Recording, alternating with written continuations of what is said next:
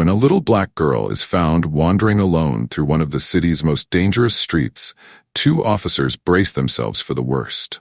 But what they find leaves them torn between duty and conscience. Fragile and alone, she seems impossibly vulnerable in a world full of lurking dangers. As they uncover the heartbreaking truth behind her midnight journey, the officers are faced with an agonizing choice: follow the rules or protect her from a system that has already failed her. The decision they make will change all their lives forever. Before we dive into this incredible story, comment below where you're watching from. And don't forget to subscribe if you enjoy the story. Now let's get started. It was a moonless night, the kind where even the streetlights struggled to pierce through the suffocating darkness. Officers Cooper and Davis were cruising down Harbor Avenue, an area notorious for drug deals, gang fights, and more than a few unsolved disappearances. The air was heavy, filled with the metallic tang of exhaust fumes and the stench of decay. They had both been on this beat for years, so the sights didn't surprise them anymore. Just another shift patrolling the streets no one wanted to live on. Cooper was behind the wheel, his hand casually resting on the steering wheel as he spoke. "How long you figure till they pull the plug on this part of town?" he muttered. "Seems like it's been getting worse every year." Davis glanced out the window, his gaze settling on the rows of boarded-up buildings. "Yeah, but if they pull the plug, where do these people go?" He replied, his voice tired. "Nowhere good, I bet." As they turned the corner, something unusual caught Davis's eye. A small figure stood alone on the sidewalk, barely illuminated by the flickering light above. "Stop the car," he said quickly, eyes narrowing. Cooper hit the brakes, and the two officers stared at the silhouette. A little girl, no older than 7, stood in the middle of the sidewalk, her arms crossed over her chest, her wide eyes staring into the distance. She wasn't crying, wasn't screaming, just standing still like she didn't belong there, yet she wasn't lost. "Jesus," Cooper breathed. "What's a kid doing out here at this hour?" Davis already had his door open, stepping out cautiously. "Hey, sweetheart, what are you doing out here? Are you lost?" His voice was soft, trying not to startle her. The girl didn't respond. She blinked once, her head tilting slightly, but she didn't speak or move. It was almost as if she were waiting for something. "Where are your parents?" Davis asked again, moving closer, while Cooper followed behind him. Still no answer. Her clothes were tattered, but not filthy. Her shoes were worn down, but functional. Everything about her appearance suggested she'd been fending for herself for a while. Davis knelt down beside her, trying to meet her eye level. "It's not safe out here, okay? You shouldn't be alone. We can take you somewhere safe." He extended his hand toward her, but she didn't take it. Just as Cooper was about to radio for backup, the girl finally spoke, her voice barely a whisper. "I'm not alone." The officers exchanged a confused glance. "What do you mean, kid?" Cooper asked gently. "They're watching over me," she said, her eyes flicking toward the shadows beyond the streetlights. Her voice was steady, as if it were the most natural thing in the world. Davis followed her gaze. In the distance, just at the edge of where the light met darkness, he noticed figures moving. At first, he thought it was just debris or stray animals, but then he saw them, homeless men and women, standing silently in the shadows, their eyes watching the officers and the girl. The revelation hit him like a punch to the gut. These were the people society had forgotten, the ones everyone assumed were part of the problem. But they weren't threatening her, they were protecting her. She's one of them," Davis whispered to Cooper. "They're looking out for her." Cooper took a step back, his mind racing. "But why? What's going on here?" The little girl turned to face them fully now, her dark eyes clear and full of something deeper than fear, understanding. "I help them," she said simply, "and they help me."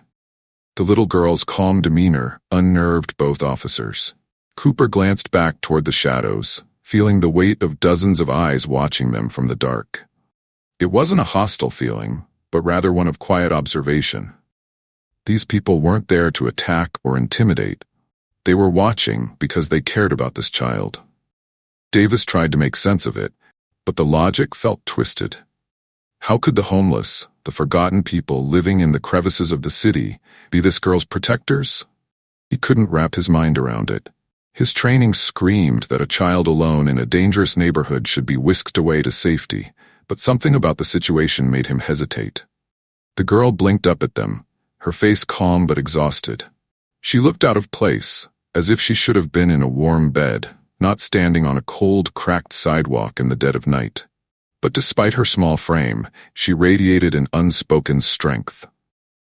Davis knelt again, his voice softer this time. "What's your name, sweetheart?" Her lips parted for a brief moment and then she said, "Amira." "Amira, huh? That's a beautiful name," Davis said, trying to coax a smile out of her, but she didn't respond. "Amira, do you have somewhere safe to go? Someone we can take you to?" Amira shook her head slightly. "I don't need to go anywhere. I'm already safe." "Safe?" Cooper scoffed, unable to hold back. "Kid, you're in one of the roughest parts of the city. There's nothing safe about this place." Amira's gaze flickered to him, her eyes oddly calm. "It's safe because they watch over me." Davis opened his mouth to ask more, but before he could, a homeless man stepped out of the shadows. He was older, his face lined with years of hard living, but his posture was steady. He didn't approach aggressively. Instead, he stopped a few feet away, his hands visible, making sure not to spook the officers. "She ain't lying," the man said, his voice low and gruff. "We keep an eye on her. She's been looking after us too." Davis stood up slowly, exchanging a glance with Cooper. "You're telling me this little girl has been out here with you, looking after all of you?" The man nodded. "That's right. Little Miss here brings us food when she can, even tends to the animals out here. Strays, just like the rest of us. We don't let nothing happen to her. Anyone messes with her, they mess with us." Cooper's hand hovered near his radio, his instincts pulling him toward protocol, but something stopped him. Maybe it was the sincerity in the man's voice, or the way Amira stood so calmly, as if she wasn't a lost child at all, but someone who had found her place in a world that had abandoned her. "How long has she been out here?" Davis asked, his voice tinged with disbelief. "Couple of weeks, maybe more," the man said, scratching his beard. "Her mama? Well, let's just say she ain't around anymore. And the system? They don't care, so we do." Davis felt his chest tighten at the man's words. He had been a cop long enough to know the truth in what the man said. The system didn't care. Kids like Amira slipped through the cracks every day, and most of the time, they weren't found until it was too late. But here she was, surviving, no thriving, because she had made a community out of the people society had forgotten. "You gotta let us take her in," Cooper said, his voice breaking the heavy silence.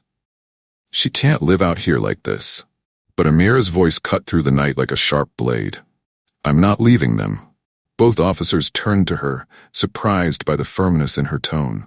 "You don't understand," she continued, her small voice unwavering. "They're my family now. I help them, and they help me. I don't want to go to a shelter or someplace where I'll be alone again." Davis swallowed hard. He could feel the weight of her words pressing on him. What could he say to that?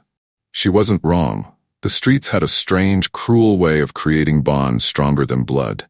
The people who lived in these forgotten parts of the city had nothing but each other. In a way, Amira had found more protection here than she ever would in a cold government facility. But rules were rules, and he couldn't just leave her out here. "Amira, it's not that we don't get it," Davis said gently. "But the streets, they're no place for a kid. We need to make sure you're safe." "I am safe," she insisted again, her small hands balling into fists at her sides. "Please, don't take me away." The tension in the air was thick, and Davis could feel the eyes of the homeless people on him. They weren't aggressive, but they were waiting, watching. They had taken care of this girl, and if he took her away, it would feel like he was ripping apart the only family she had left. Before he could say anything more, Cooper's radio crackled to life. "Dispatch to Unit 4, come in." Cooper hesitated, then picked up the radio, his eyes flicking toward Davis. "This is Unit 4. Go ahead." "We've got a report of a missing child in your area, 7-year-old black female, name's Amira." Cooper's grip on the radio tightened. "Copy that. We've found her." Davis felt his heart sink as Amira's face fell. She had heard everything. The radio's crackling silence echoed in the night, marking the reality of the situation. Cooper exchanged a look with Davis, both of them frozen in indecision. There was no easy way out of this. They had found Amira, the missing girl, and by every rule in the book, they were supposed to bring her in. But seeing her standing there, surrounded by the people who had cared for her, made the decision far more complicated. Amira's eyes filled with tears for the first time since they'd found her. She wasn't pleading with them. She wasn't throwing a tantrum. She was just sad. It was a quiet sadness that weighed heavy on the two officers' hearts. "Please don't make me go," she whispered, her voice cracking under the weight of the situation. "I don't want to leave them. They need me. I need them." Davis felt his throat tighten. He had seen so much in his years on the force. Broken families, children taken from dangerous homes, but this was different.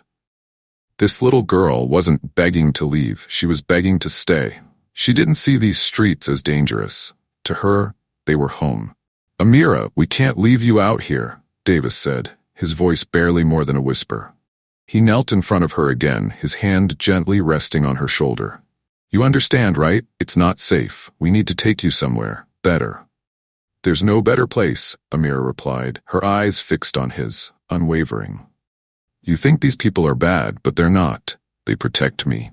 They watch over me and the animals. They're my family now."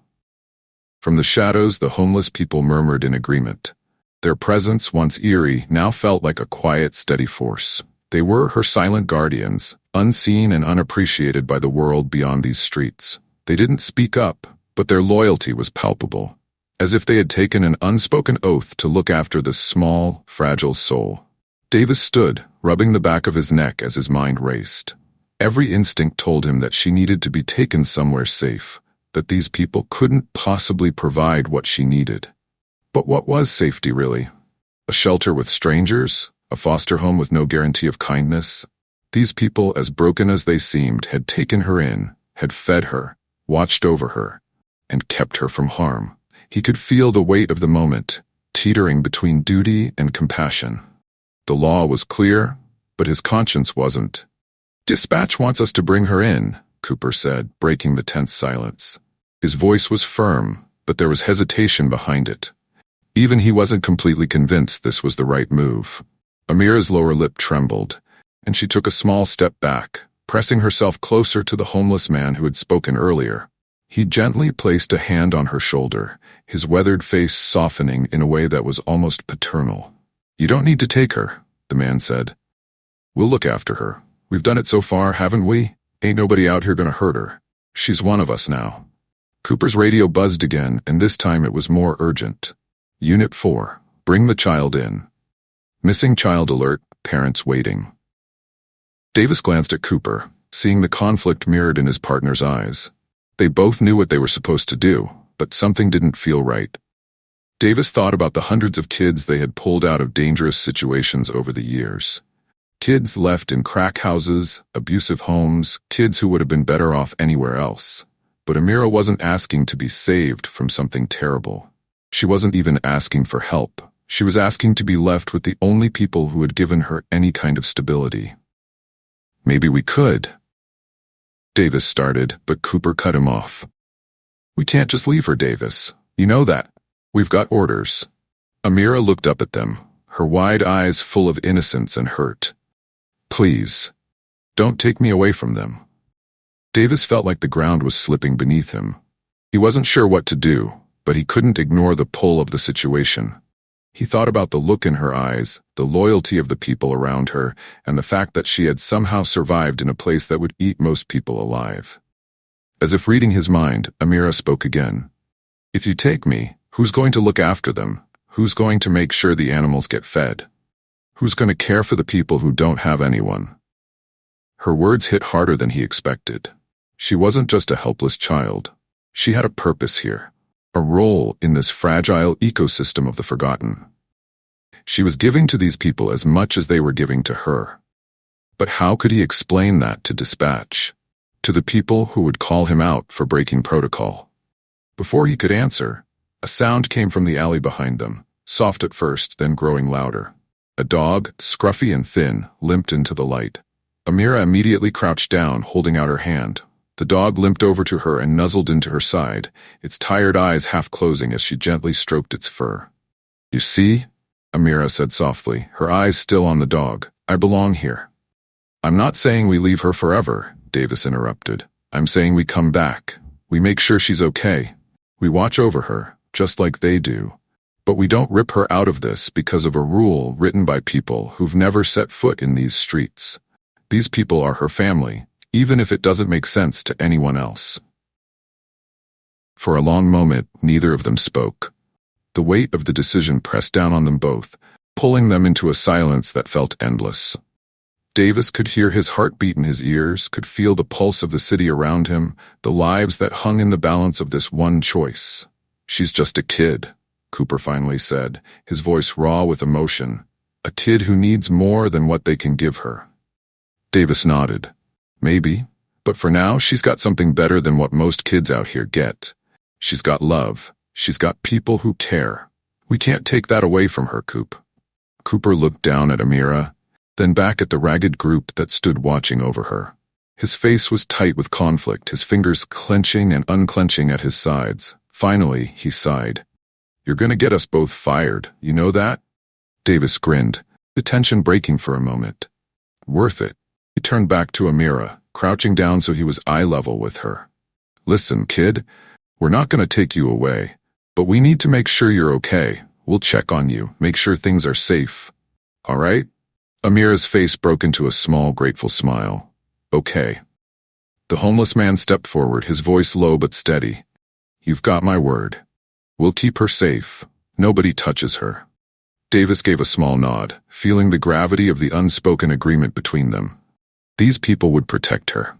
He knew it as surely as he knew the streets beneath his feet. They were bound by something deeper than circumstance. They were bound by survival, by the unbreakable thread of love in the most unexpected of places. Let's go, Davis said softly, standing up and glancing at Cooper. His partner hesitated for a moment, then gave a small nod, turning to follow him back toward the car. As they walked away, Davis couldn't help but glance back one last time.